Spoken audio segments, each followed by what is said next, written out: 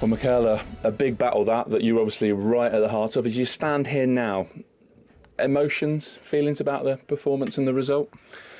Well, on one hand, disappointed because we didn't win. And obviously, when you wear this T-shirt, you want to win every game. But on the other hand, we know this is going to be a long season. This is a really tough stadium to come. And, well, we take the point. Obviously, we could have done things better. But I think the team showed a good mentality coming back from that goal. What are your thoughts specifically on what you could have done better? 11 against 11 and then playing 10 men? Yeah, maybe managing the game a little bit better, understanding what they were trying to do, how they were pressing, the spaces they were freeing for us and trying to attack those maybe in the first half when they were going man-to-man so aggressively.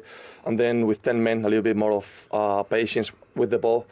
That doesn't mean complacency and playing like slow, but trying to find the wings and trying to elaborate a little bit more there to cross with players the box and try to threat a little bit more. Still, obviously, they're a good side, but yeah, I feel like the team did a good job today. We take the point, and obviously we keep going and let's win the next game.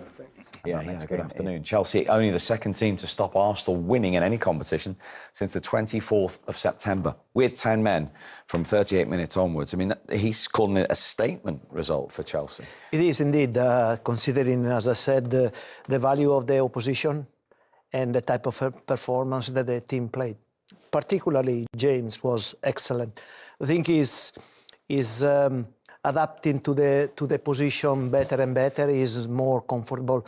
But today he had such an energy that I didn't see at the times. He was a lot of energy, a lot of quality. Very, very, very good. I think he was an example for everyone. For him personally now, he just needs to stay fit, doesn't he? Because we know what a good player he is, and just get that run of games. Yeah, absolutely. We don't doubt his quality. We don't doubt his football intelligence. It's just about, yes, being able to play longer without getting injured. That is the only concern about him. And also, he's a player, as we said, we were talking before, whether I like him more as a midfielder or as a right back. I used to like him more as a right back, but now I'm reconsidering. Interesting.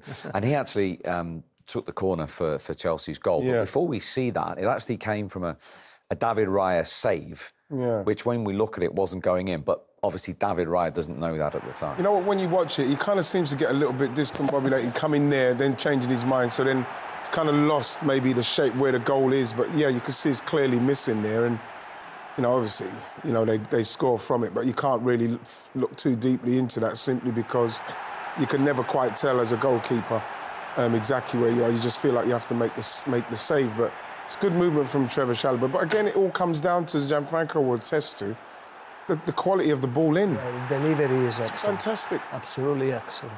Also, he's delivering in the most dangerous area. Yeah. Normally, I think there is a percentage in corner kicks.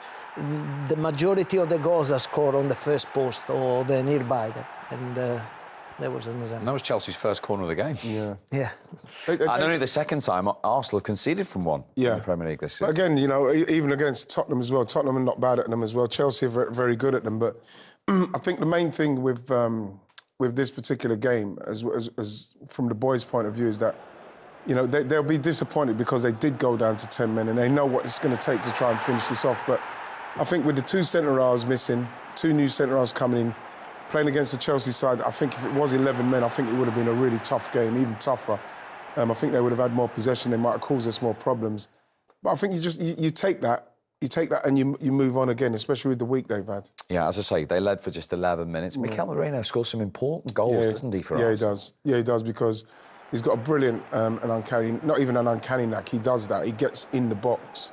And the thing is, when he gets in there, Steve, he's finishing and he's heading, it's all on point, it's all precise. Saka does well.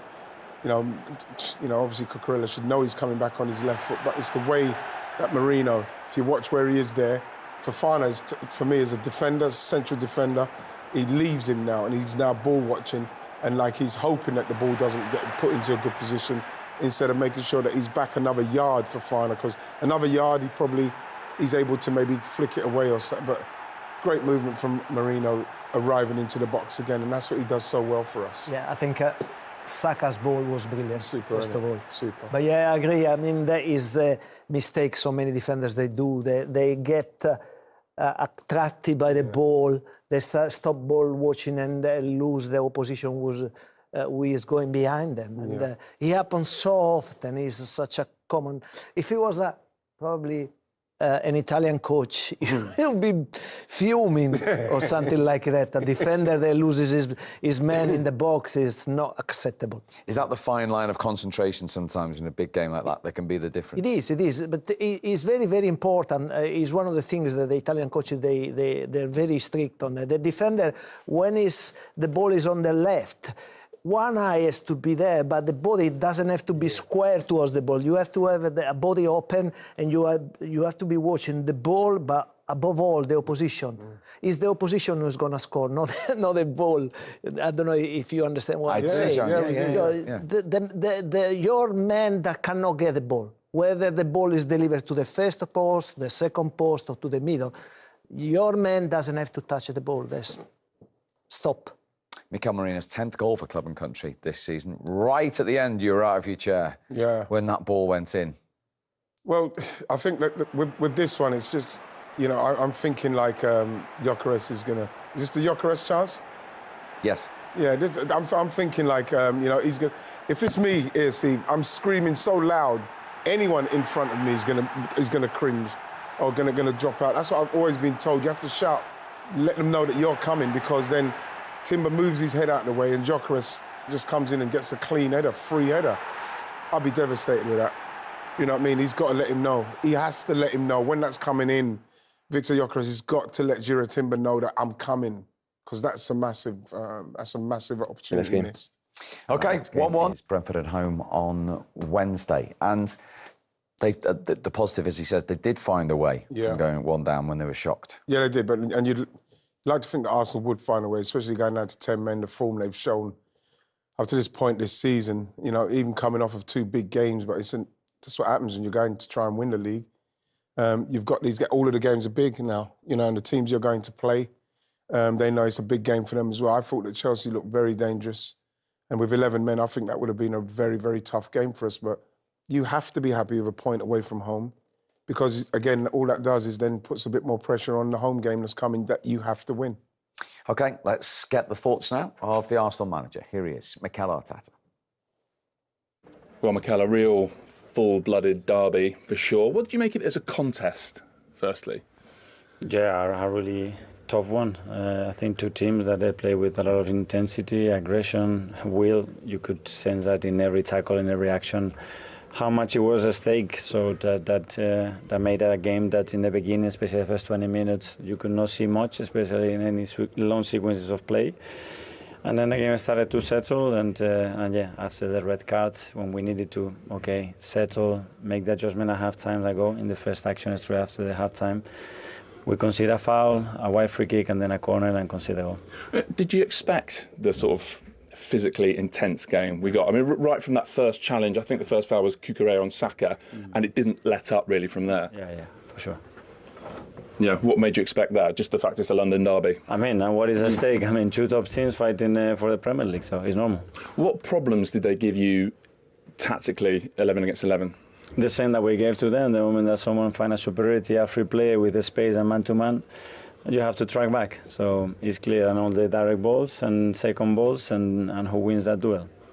At half-time, what did you say to your players, and how near the top of the list was don't get a red card now, especially with them down to 10? Yeah, so we had 4 players with yellow cards, and you could see that they were targeting those players to get the game even, and probably stay away from that. The one probably with biggest risk, it was Ricky. That's why I had to take him out against Estebao or Neto, that he could come in and look for him. We done that, but we didn't really settle, because the first action in the second half, long ball, they get a foul, wide free kick, corner, and a score. And then emotionally, you need to get through that. And it took us a while to get set, to get fixed, to be much more patient than we were in certain moments, to move them, to generate the spaces, and then we scored a brilliant goal. And then, yeah, we had 2 or 3 big chances, but the reality is every time that the keeper catches the ball, they were in transition. Yes, they were. And let's round off the red card that he was talking about, the challenges going in very early. In fact, the Cucurella one we were talking about very early on. Yes. Saka set the tone, didn't it? Yeah, you see with Moses Caicedo there, he was really... That was 7 minutes pumped in. up. Yeah, he was really pumped up. And this one again, Eze's going back away. There's no real danger. They were doing good with the press to cause Arsenal problems. But then this one is just, again, he's gone into a challenge that... He was a little bit too aggressive, but he wanted to get the ball. As you can see, the tackle is down to the ground, to the foot, to where the ball was. Mourinho has been brilliant to, just deliver the ball quickly, and probably he was put off by this. But overall, Chelsea have restricted Arsenal to their least efforts in a game in the Premier League since October 24 there. With 10 men. Yeah, I was listening to what Mourinho said. I think that was the key of the game. You expect that when a team goes down to 10 men and the other opposition is Arsenal, the Arsenal has more control of the game, putting more pressure with building up action after action. Chelsea didn't allow that. They just stopped the Arsenal over controlling the game, and also they were dangerous on counter. So I think that has been the key. It's a very mature performance from Chelsea, because I don't think that there will be many teams that they can do to Arsenal in those conditions the same thing. You know what, Steve? I'd say as well, Chelsea took full advantage of the fact that Arsenal, for me, like this last week, they looked a bit tired. That's why I said with 11 men, it would have been an interesting game. But I think that Arsenal have got to be happy to take that point. Chelsea are quite unlucky to have a man sent off like they did, because I think they might have caused a lot more problems. Yeah, but it's still been a good week, hasn't it? Absolutely. Wins over Spurs and Bayern. Fantastic week for Arsenal still. Brilliant week. And they are still the team to beat. Righty, Gianfranco, thank you very much indeed for your company. So we head off into a busy midweek match round with Arsenal clear by 5 points at the top of the table. And that feels a significant one with 10 men for Chelsea today. From the three of us, see you soon.